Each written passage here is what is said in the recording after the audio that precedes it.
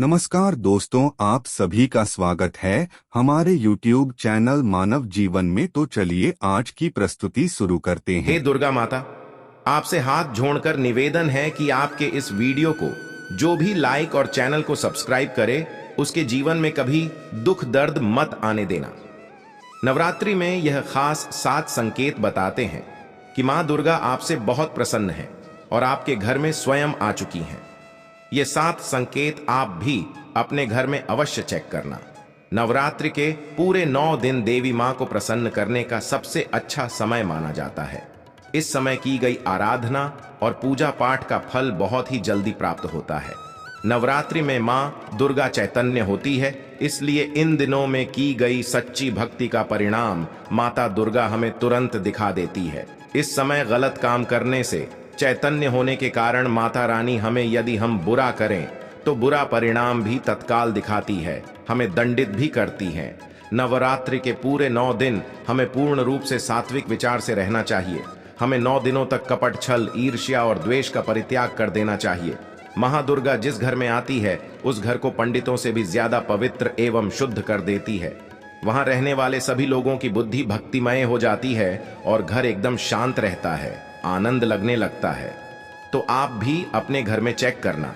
ये यदि 7 में से कोई भी संकेत आपको मिलने लगे तो समझ जाना माता रानी आपके घर में आ चुकी है। तो आइए जानते हैं कुछ संकेतों के बारे में। संकेत बताने से पहले अभी तक वीडियो को लाइक नहीं किया है तो वीडियो को लाइक कर चैनल को सब्सक्राइब अवश्य कर लेना।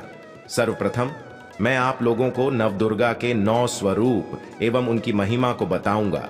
इसके पश्चात मैं आप लोगों को संकेतों के बारे में बताऊंगा, कैसे और कौन से 7 संकेत है जिससे आप पता कर सकते हैं कि माता रानी अब आपके घर में आ चुकी है। यदि आज के वीडियो मिस कर दी तो सारी जिंदगी पछताना पड़ेगा, क्योंकि इस समय माता रानी हमारे घर में आ जाती है, किंतु कुछ गलतियों के कारण हम माता रानी को जान नहीं पाते। यही सबसे बड़ी हमारी मूर्खता है। तो वीडियो को ध्यान से देखना। माता रानी के 9 स्वरूप कहे गए हैं। इनकी पूजा करने से हमें अलग अलग फल की प्राप्ति होती है। ये जानकारी सबसे पहले जानते हैं, क्योंकि आप में से अधिकतर लोग वीडियो को देख रहे हैं वह नव दुर्गा माता की पूजा करते हैं, किंतु उनके जो 9 स्वरूप है उनकी पूजा करने से कौन से फल की प्राप्ति होती है उनके बारे में उन्हें पता नहीं होता। ये सारी जानकारी विस्तार से बताऊंगा।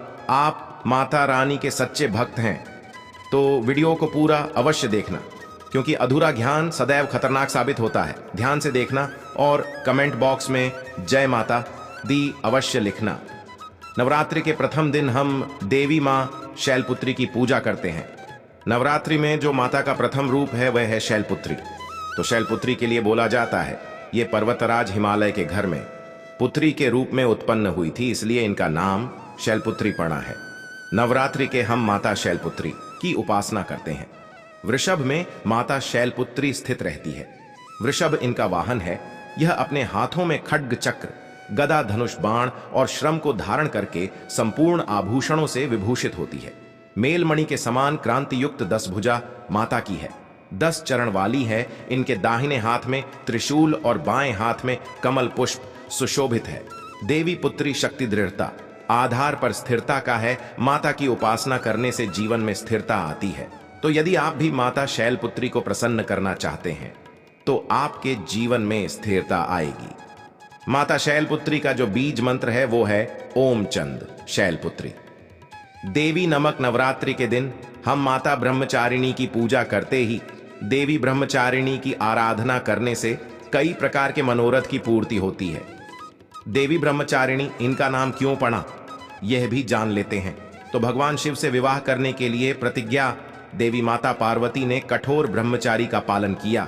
ब्रह्म का अर्थ होता है तपस्या और आचरण, उसका अर्थ होता है आचरण करने वाली। तो इस प्रकार ब्रह्मचारिणी का अर्थ हुआ और आचरण करने वाली। तो माता रानी ने कठोर तपस्या की। भगवान शंकर को प्राप्त करने के लिए इनके स्वरूप का सर्वप्रथम बखान जानते हैं।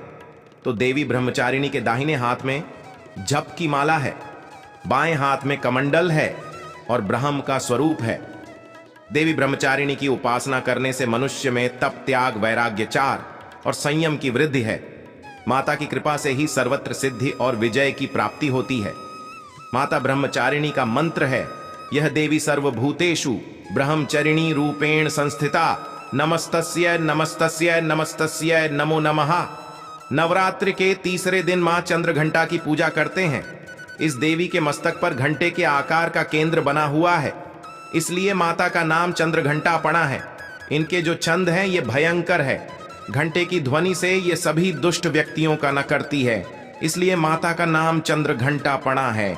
इनके स्वरूप जान लेते हैं तो मां के शरीर का रंग स्वर्ण के समान चमकीला है। इनके 3 नेत्र हैं, 10 हाथ हैं। इनके कर कमल, गदा, धनुष, बाण, ठंडक, त्रिशूल और अस्त्र शस्त्र लिए हुए हैं। अग्नि जैसे बनने वाले हैं, ध्यान से जगमगाने वाली है। ये सिंह के आसन पर अरुण है तथा युद्ध में लड़ने के लिए अमुक रहती है। मां की कृपा से साधक के समस्त पाप, बाधा और जो परेशानियां आती हैं वे नष्ट हो जाती हैं। देवी की कृपा से जातक पराक्रमी और निर्भर होता है। यदि आप भी मां चंद्रघंटा की पूजा करते हैं तो आपको निर्भयता की प्राप्ति होती है। देवी मां चंद्रघंटा का मूल मंत्र है चंद्रघंटा देवी नमो नामा। नवरात्रि के चौथे दिन मां कुष्मांडा की पूजा करते हैं। अब कुष्मांडा क्यों पड़ा है, नाम से भी सुन लीजिए। यह माता कुष्मांडा है क्योंकि माता ने ही सृष्टि का निर्माण किया है, इसलिए माता का नाम कुष्मांडा पड़ा है। माता रानी की 8 भुजाएं हैं और यहाँ 8 भुजाएं कई प्रकार की है। यहाँ 8 प्रकार की सिद्धि को अपने हाथों में प्रदान करने वाली कही गई है। इनका वाहन सिंह है और कुष्मांडा माता की आराधना करने से जातक के समस्त रोग और शोक जो होते हैं मिट जाते हैं। माता हमें आयोग, यश और बल तथा आरोग्य प्रदान करती है। माता का मूल मंत्र है कुष्मांडा शर्मिंदा, नवरात्रि के पंचम माता। इसका आनंद माता की पूजा करते हैं। शैलपुत्री ब्रह्मचारिणी बनकर तपस्या करने के पश्चात भगवान शिव से विवाह किया। अंतर स्कंद उनके पुत्र बने, अर्थात कार्तिकेय जो हैं उनके पुत्र बने, इसलिए माता स्कंद माता कहलाए। इस स्कंद भगवान को अपनी गोद में सदैव बैठे हुए माता रहती है, इसलिए इनका नाम स्कंद माता पड़ा है। और इन माता की उपासना करने से समस्त इच्छा की पूर्ति होती है और परम शांति की, परम सुख का अनुभव होता है। इनकी पूजा करने, आराधना करने से सभी प्रकार की वस्तु की प्राप्ति होती है, ऐश्वर्य मिलता है। यदि आप मां की पूजा करते हैं तो ऐश्वर्य की प्राप्ति होती है, सभी प्रकार की सिद्धियों की प्राप्ति होती है।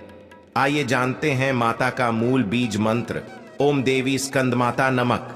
ये माता का मूल बीज मंत्र है दोस्तों। इसके पश्चात नवरात्रि के छठे दिन देवी कात्यायनी की पूजा करते हैं। मां दुर्गा के छठे रूप को मारकाट कात्यायनी के नाम से जाना जाता है। आरसी कात्यायनी कठिन तपस्या से प्रसन्न होकर उनकी इच्छा अनुसार उनके यहाँ पुत्री के रूप में पैदा हुई थी। आरसी कात्यायन ने इनका पालन पोषण किया था, इसलिए माता का नाम काठ यानी पणा है। माता की भक्ति जातक को अर्थ, धर्म, काम और मोक्ष चारों फल प्रदान करती है। साधक अलौकिक तेज और प्रभाव से युक्त हो जाता है। इनकी पूजा करने के पश्चात माता को जो मूल बीज मंत्र है वह इस प्रकार से है।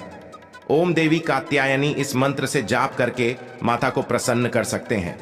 नवरात्र की सप्तमी तिथि नवरात्रि के 7वें दिन माता काल रात्रि की पूजा करते हैं। जी हाँ, माता काल रात्रि की उपासना करते हैं।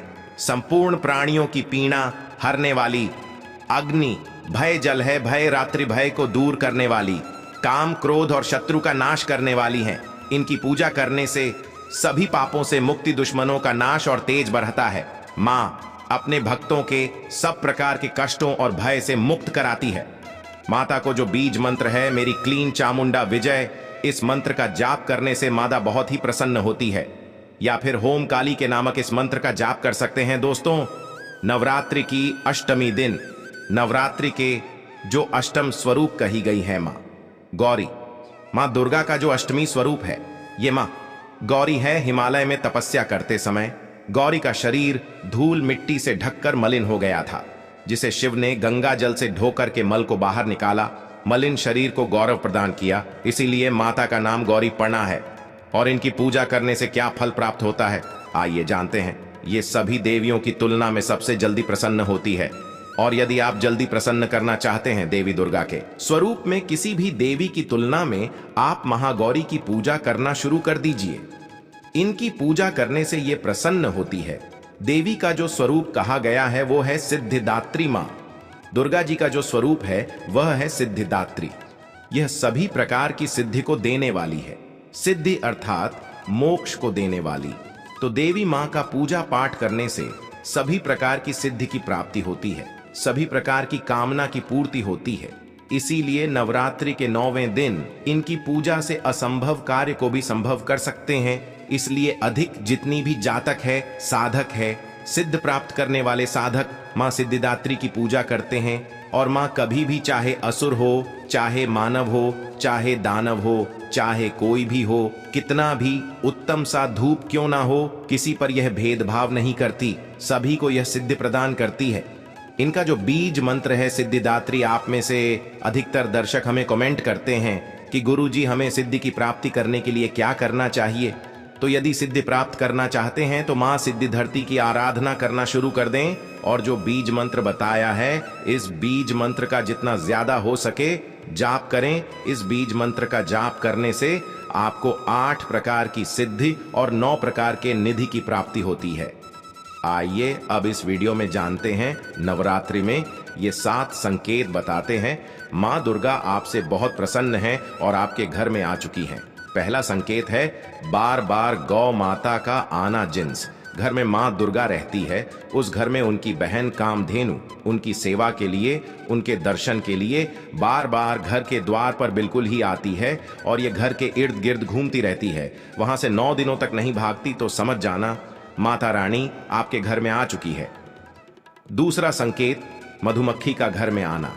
देखिए मधुमक्खी को मां दुर्गा का भ्रमण का स्वरूप कहा गया है।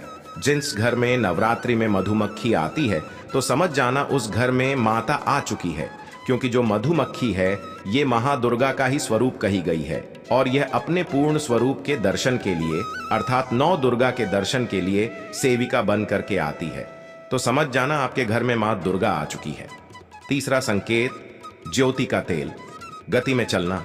जी हां, यदि आपने अपने घर में माता रानी की प्रसन्नता के लिए, भक्ति प्राप्त करने के लिए ज्योति स्थापित करके रखी है और यदि ज्योति की लौ गति से चल रही है तो समझ जाना ज्योति के समक्ष स्वयं माता रानी खड़ी है और आपको भी अंतर आत्मा से माता रानी के होने का एहसास होगा।